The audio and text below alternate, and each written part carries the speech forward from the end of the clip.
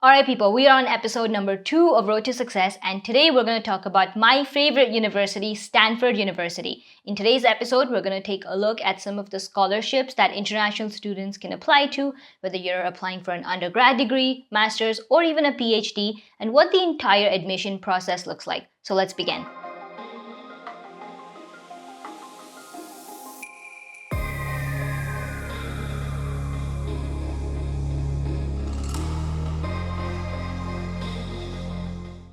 For those of you guys that are new to the channel, well, first off, we just hit 70,000 subscribers on the Crazy Medusa YouTube channel, so woohoo! But in this Road to Success series, we kind of talk about each college individually and see what the college has to offer in terms of scholarships for international students, and we break the whole admission process down. This year, the class of 2026 was single-handedly the most challenging year to get into Stanford. 47,450 students applied overall, and just 2,040 students got in, which means that the acceptance rate was just 4.3%. A fun fact for you guys, WhatsApp, LinkedIn, Netflix, Google, all were founded by Stanford alumni, and for some pretty good reasons. I mean, the whole atmosphere in the Bay Area is just so motivating and uplifting. There are a ton of startups founded in that area. Now, coming to the whole tuition fee and what it would actually cost to study at Stanford if you got no scholarship, you're looking at a tuition fee of just under $60,000 per year. And adding all the living expenses, it's going to be probably something like $75,000. So getting financial aid as an international student is super important. So let's divide the financial aid into two parts, for undergrad students and for graduate students. Now, for undergrad students, financial aid is dispersed in the form of need-based aid. Now, what this means is your family's financial situation will determine how much aid you receive. Now, Stanford determines this using something called a CSS profile that you have to fill out with your college application. And if you guys saw the first episode, you know exactly what I'm talking about. But the CSS profile will determine how much Stanford gives you, whether it's to cover your tuition fee, your living and board, your food, your books. So that amount is determined by Stanford. Now, on average, you can expect around $58,000 in need-based aid per year in Stanford if you get in. And the good news is more than half of the students admitted into Stanford receive some sort of financial aid. So now let's talk to someone who actually got 100% full ride into Stanford and what kind of scholarship he got. Yeah, so I'm Abhinav and I am studying computer science and will probably dual major or minor in economics. And I'll graduate in 2024. Thanks for hopping on. And I know that you're already famous because you did the Sing in USA interview. So I'm pretty sure a couple people watching this interview already know you. And, you've gotten into Stanford, which is a huge achievement, but like you're already, a couple years in. Would you say that getting in, like the pre-process was tougher than actually getting into Stanford and studying everything? Or do you think it just got harder and harder? Definitely think that the process, like admissions process and high school, that is more stressful than actually being in college, because there, I think you have a lot more choices, you have a lot more options, and there's not like you are not trying to get anywhere. Like you know what you want to do, and That's like you relaxed. have You're a not trying lot to of get anywhere. options. Yeah. So since the aid is need-based, that kind of takes us back a step in the fact that you first have to get accepted into Stanford before you can actually go and get that need-based financial aid. In your opinion, what do you think helped you get in? And what do you think, like if you had to choose one or maybe two parts of your entire profile that you feel helped you get into Stanford, what would you say those are? For me, my uh, test scores and school grades, they work out. And as far as my extracurricular activities were concerned, like I think like I had quite a few things going on for me. Like I had a few awards, like national awards and all that. And then I had some, uh, I think my essays, I really like those essays. And like I actually got to review my application. Like they have this thing, like you can actually take a look at your application and see comments from admissions officers. So I actually got to take a look at that. And I think my essays were one of the things in my application that I think worked out for me. And as far as my extracurriculars were concerned, I think it was more about uh, just having a complete story. Like I was like saying like, okay, I really like taking these exams. I really like doing these kind of things, and that's what I showed in those extracurriculars. It wasn't like, okay, like I'm doing, like let's say I wasn't into MUNs, so I did not do an MUN for just not even for the sake of it. Like so that's one of the common misconceptions though. Like a lot of kids who want to go abroad, they just do MUNs a lot. Like even if maybe they are interested in it, but for them, if they're not, they still think that they need to do MUNs, which is not true. Like you only need to do things that you really care about or you are passionate about.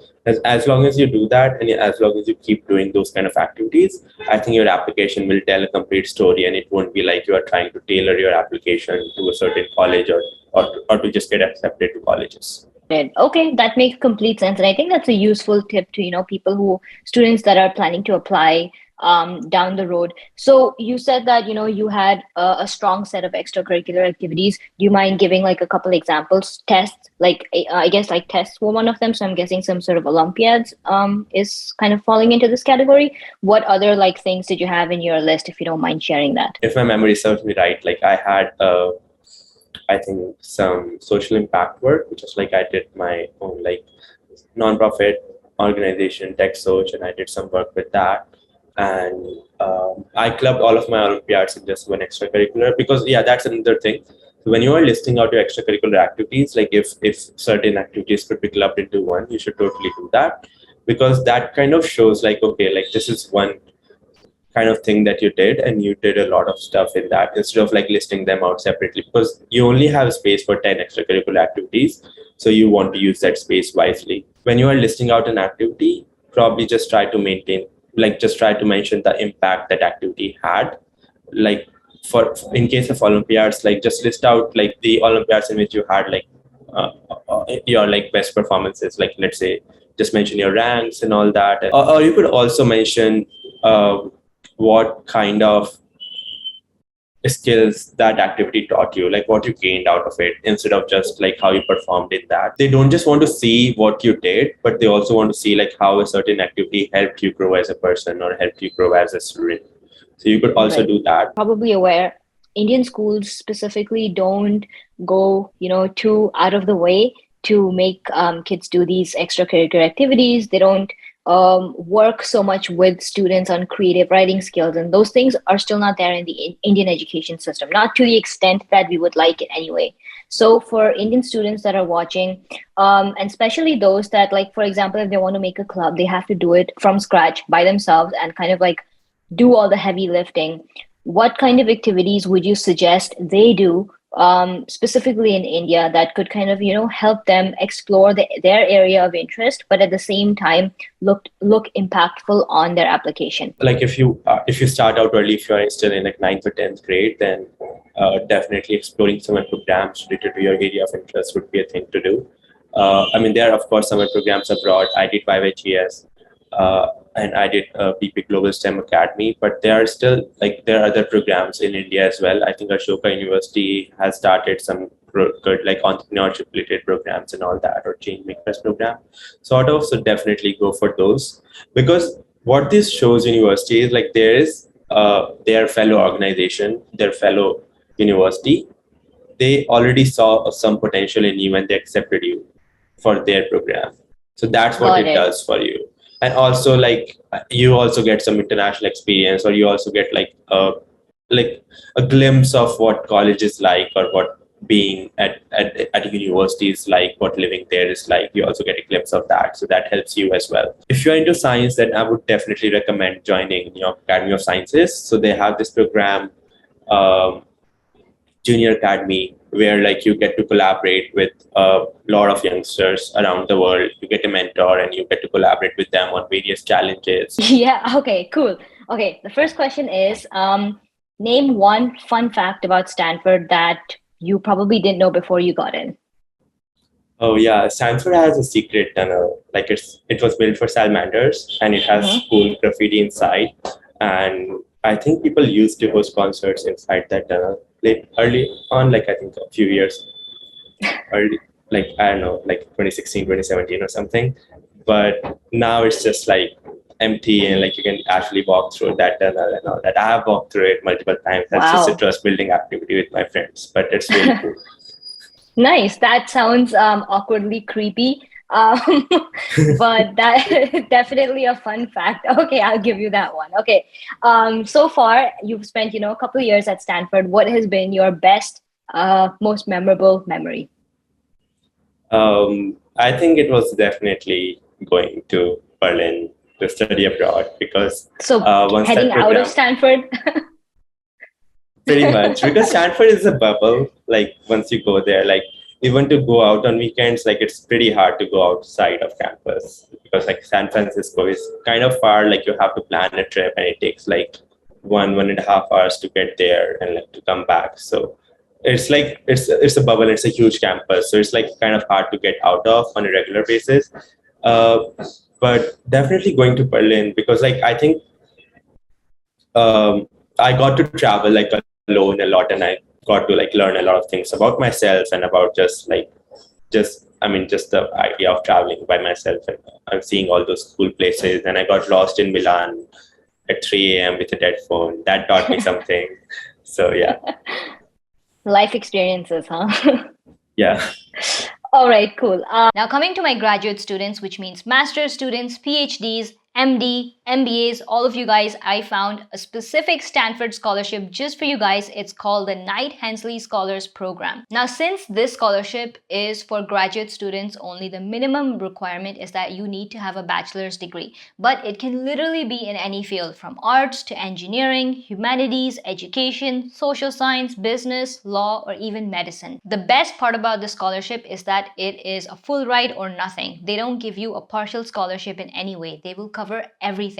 In addition to your tuition fee for the entire degree, they give you living expenses. They even give you flight tickets for a round trip to your home country and back each year. So they're literally taking care of you throughout your entire course of your graduate degree. Now, in order to apply for this scholarship program, in addition to your regular college application that you submit to Stanford, you also have to fill out a separate scholarship form, and they'll have some interpersonal essay-like questions. You'll have to talk about your research interest and why you want to do that degree. On average, each year, about 100 students get selected for this scholarship program. So you can imagine it's not just a few seats, there are tons of spots available. Now I want to talk to you guys about the application process specifically for Stanford. So let's start out with the undergrad students. Now, as a high school student applying for an undergrad degree, you will use the Common App portal to apply to Stanford. Now, for those of you guys that don't know what Common App is, it's one platform where you can apply to almost 1,000 universities without having to fill in separate forms, and Stanford is in the Common App list. So the Common App basically will include everything all the way from your personal information to what degree you're applying to which college you're applying to,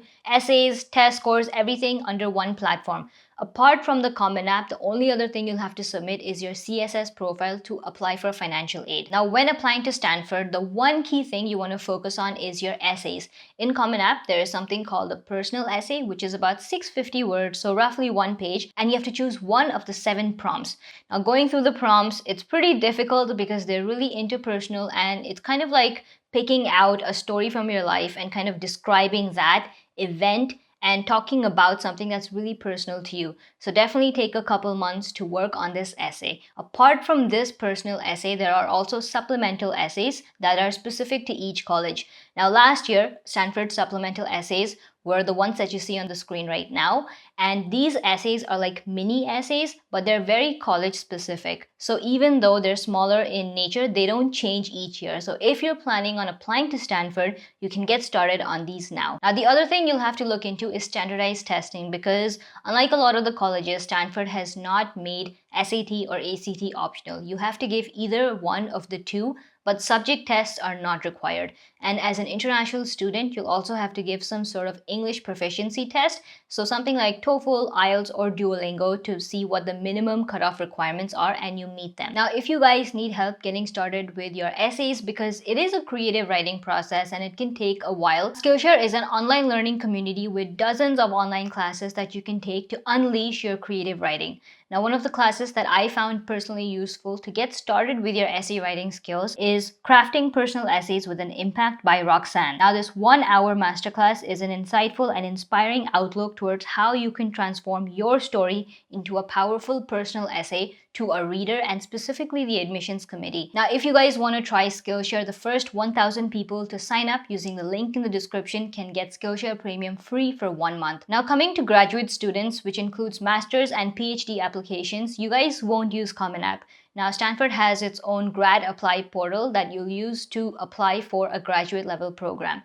Now, whether standardized testing like GRE is required or not, you'll actually need to go into your department website specifically, and you can check whether they require the GRE test, and if they do, if they want the subject test or not. Most departments that I checked don't need this, so you guys are in the clear, but you still may need to take the English proficiency test. Now, unlike undergrad applications, the graduate level applications actually open in September and not in August. So you guys need to wait a little bit until you can apply for next fall. Now, that's all that I had for this video. I hope that you guys got a good insight on Stanford scholarships as well as the whole application and admissions process.